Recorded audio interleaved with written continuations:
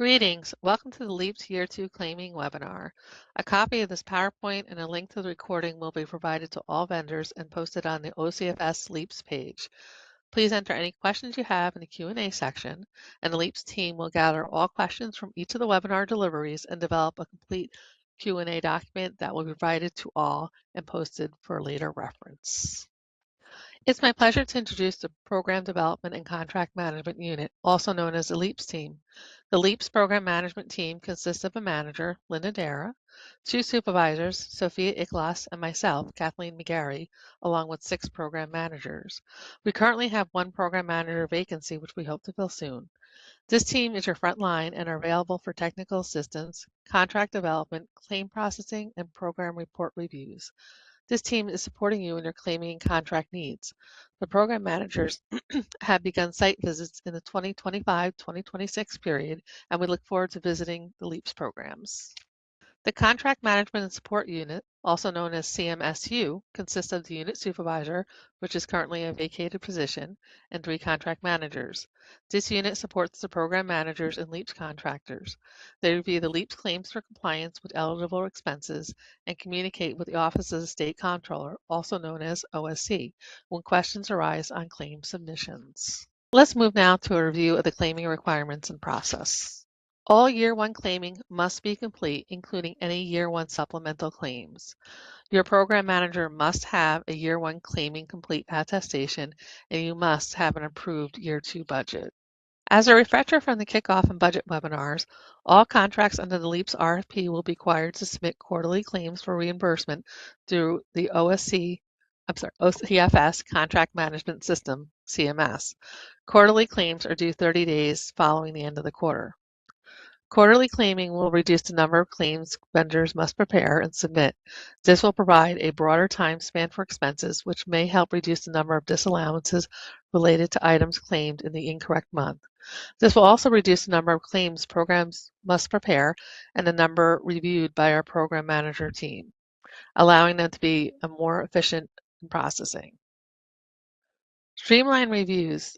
The budget templates and broader lines and categories will support the ease of claiming expenses. You will no longer have to determine which specific line an expense goes under, such as cleaning supply versus program supply, or dance activity versus athletics. We also reorganized the claim review schedule. A majority of the review stages will be performed by the internal OCFS LEAPS team. This is anticipated to increase communication and decrease processing time. Some outside stages of the review will remain the same, such as the Office of the State Comptroller, OSC's role. All contracts under the LEAPS RFP will be required to submit quarterly claims for reimbursement through the OCFS Contract Management System, also known as CMS. Quarterly claims are due 30 days following the end of the quarter. Claims must be submitted in sequential order. These are the quarterly periods and dates to quarters. A quarter 1 claim, for example, should be submitted for 9/1/2025 to 11/30/2025, and it should be submitted no later than December 30th of 2025. Contractors are responsible for uploading all required documentation, such as the attendance, program reports, the ABE, and the NPS into the CMS claim documents with each claim. Resources such as tip sheets in your program manager are available to assist as needed. All LEAPS contracts will have at least 1 scheduled full claim audit. Audit notices will be sent to those agencies at least 2 months prior to the claim due date. Full backup documentation is required to be uploaded into CMS claim documents for the audit claim. Full backup documentation is required on any claim upon request. If this request originates from the Office of the State Comptroller, documents might need to be produced in 24 hours or less to prevent a claim from being rejected, which would require relogging.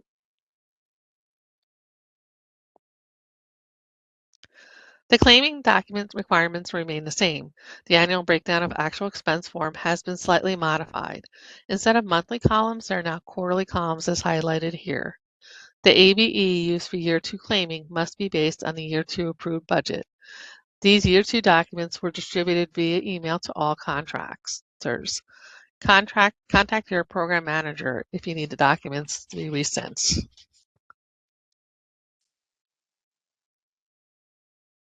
The expenditure claim report is commonly referred to as the NPS, the non-personal services breakout. This form remains the same. With the quarterly claiming, contracts will list all their NPS expenses for the quarter, and remember to complete the report period of the claim. The LEAPS attendance report. This document remains the same. Just a reminder, programs serving youth in elementary school and/or middle school need to separate the attendance data. OCFS does not define what grade constitutes middle school. This definition is determined by your partner school district. The LEAPS attendance report also captures the parent and caregiver family engagement events. Please be sure that this information is listed in the correct quarter.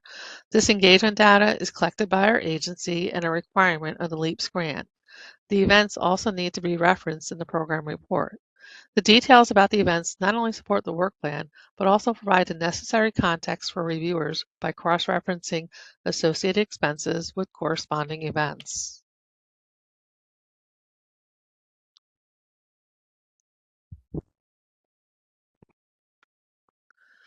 All expenses must be incurred within the quarter for which the claim is being submitted.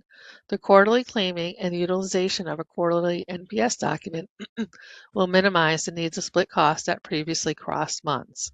Eligible expenses per quarter include services provided during that quarter and the cost for tangible products purchased or incurred in the quarter.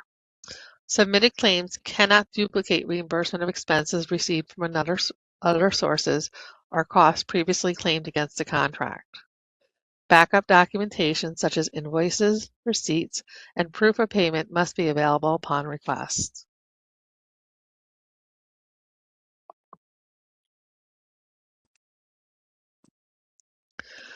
Program costs, which were included in the approved budget, must be reimbursed prior to providing LEAPS direct youth services for expenses such curriculum development, equipment supplies, outreach, pre-enrollment efforts, professional development, and staffing costs. For example, programs do not run a summer session may perform tasks in preparation of the upcoming fall session. For new contractors, expenses must be incurred following the start date of the contract and may only be reimbursed 1 month prior to beginning direct youth service. Expenses must be reasonable relative to the number of youth served, approved programming, and site funding level. For example, purchasing 100 STEM kits for a program funded to serve 50 youth would not be approved. Programs should review their spending throughout the year, as large fourth quarter purchases and claims may not be approved if it appears to be a method of spending down the remaining funds.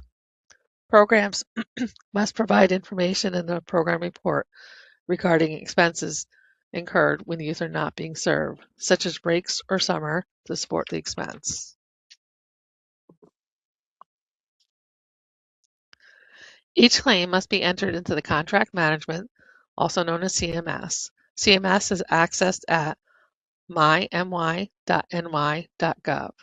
Program managers are available to assist but should not be logging claims for LEAPS contractors. The contract management system resources are also available and include the CMS Contractor Manual. This document provides an in-depth overview of CMS and the instructions on how to perform vendor-related tasks in the system.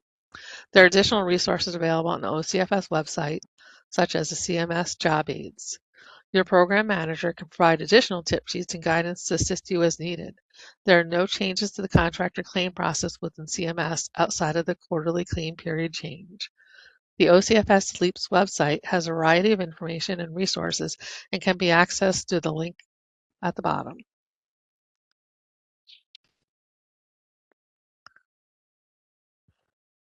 All subcontracted services require a written agreement describing the terms. For example, an agreement for yoga services must include details such as the number of sessions, duration of sessions, and cost per session. Number of participants may be required as this impacts the service delivery cost.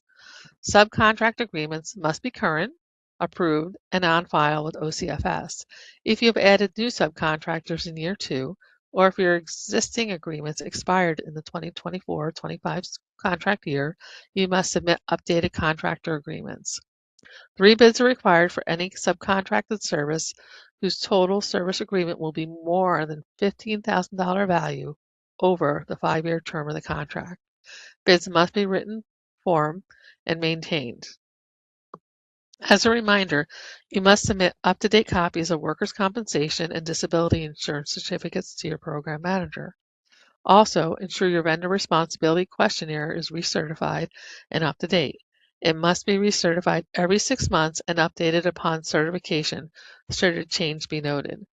Vendor responsibility requirements must also be followed by any subcontractors are identified. Contact your program manager if you have any questions regarding these required documents.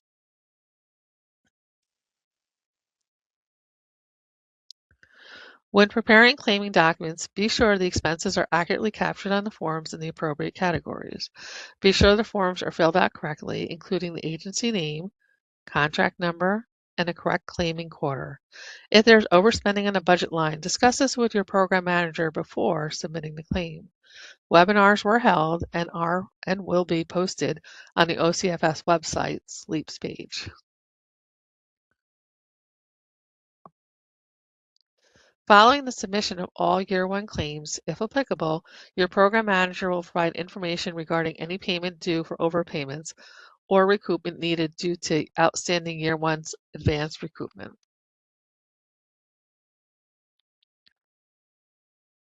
In this next section, I'd like to introduce my colleague, Matthew McEwen, to conduct the 2025-2026 claim walkthrough. Welcome to a brief overview of claiming for LEAPS contracts.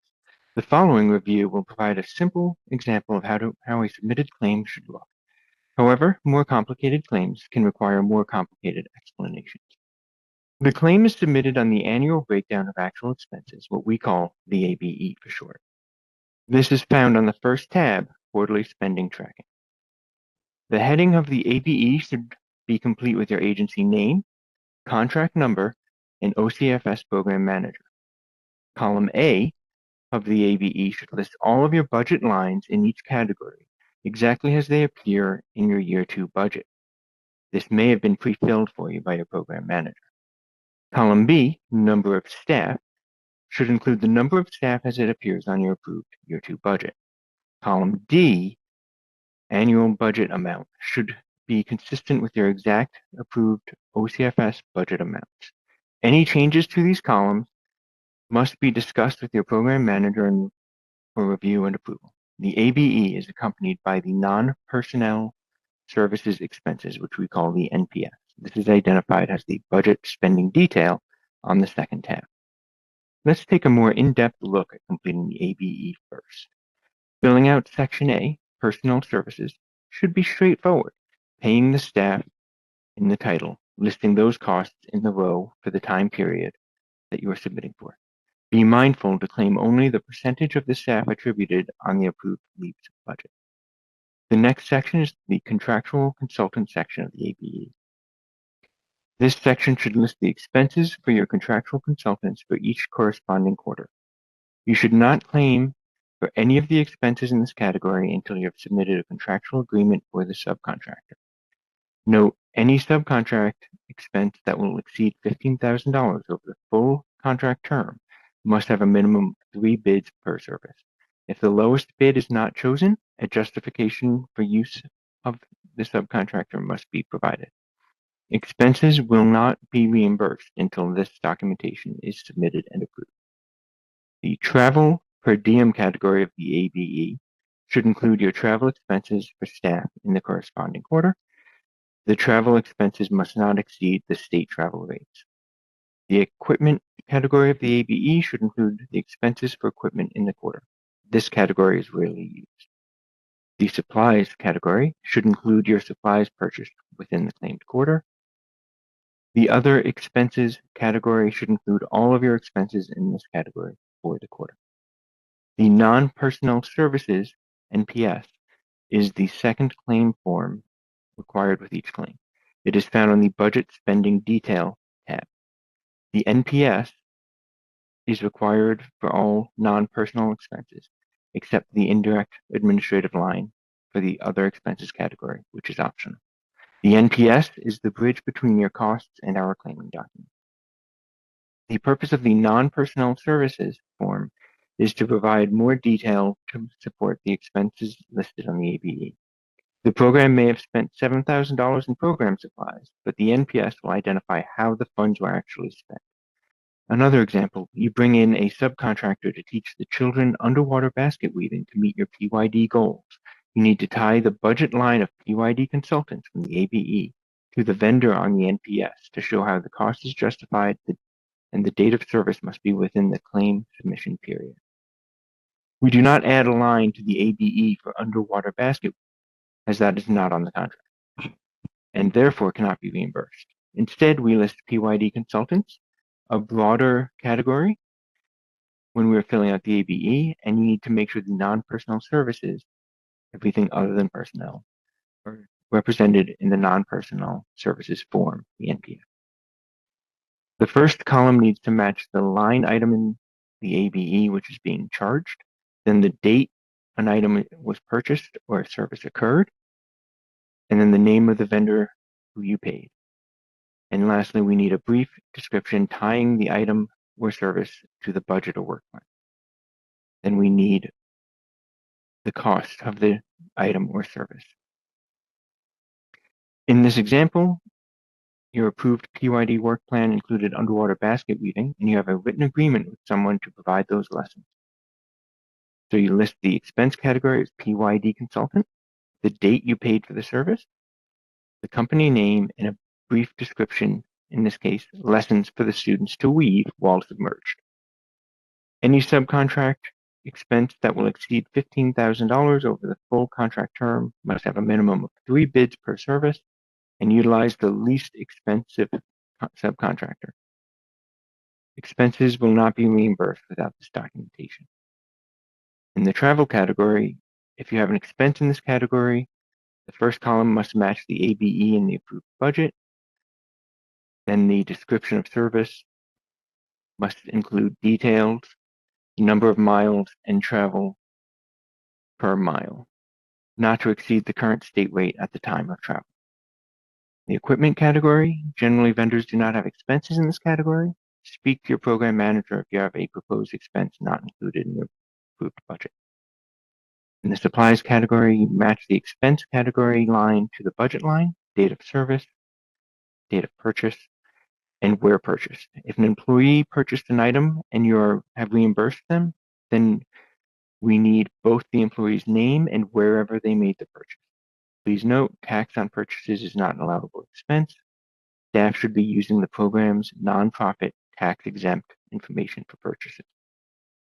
In the other category, you complete the entries in the other category in accordance with the ABE. No information is required for categories or lines within the category that did not have expenses for reimbursement during this period. If you have indirect costs, there will be a single line in the NPS for the entire claim value. If you are a direct administrative cost, each claim value needs its own line in the NPS within the appropriate category. Please be consistent with entering lines within the category, within each category in the same order they appear on the ABE document. I would like to point out that we are aware we had a complicated year one determining which month a claim to claim a cost. This will largely be resolved simply by claiming quarterly going forward. But overall, claim the service cost in the period in which the service was rendered, claim items purchased in the period they were purchased, preferably with proof of payment matching this period as well. There can be extraneous circumstances which can change this, but this is the best guidance at this time. Proof of payment must be available upon request for all claims. Now, let's return to Kathleen. Thank you, Matthew. Vendors were given the choice of method to claim LEAPS contract-related administrative and indirect expenses. Claiming of these expenses must be in accordance with your chosen approval budget method. If you have chosen to change the methodology from year one, please confer with your program manager on potential implications to claiming. A contract amendment will be required if changing methodology. The administrative and indirect, a component of admin, the The budget lines are developed based on the annual programmatic categories being fully expended. These expenses are limited to a maximum of 50% of your actual expenses, regardless of the method that's chosen. Some common issues that held up claiming in year one include the following: not submitting the subcontractor agreements prior to claiming, incomplete information within the subcontract agreements, such as lacking specific details for the duration and frequency of services, and expenses claimed are not consistent with the actual agreement. Common issues with ABE and NPS documents include missing or inaccurate information, including incomplete headers. For example, the expense category lines must match the approved budget lines. The OCFS LEAPS webpage is available for additional information, prior presentations, and access to LEAPS relevant forums. LEAPS office hours are offered every second Thursday of the month. The full schedule is available, and registration for these sessions is completed through the following webinar series registration link. Please update your agency contact information through the link that was provided via email whenever changes occur within your agency to receive ongoing LEAPS messages and updates. Thank you for joining us for this claiming overview.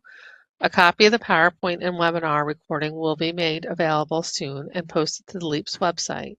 The LEAPS team will review the questions submitted from each of the claiming webinar deliveries and create one Q&A document to be released as soon as possible. Have a wonderful rest of your day, and thank you for providing positive experiences for youth in serving the children and families of New York State.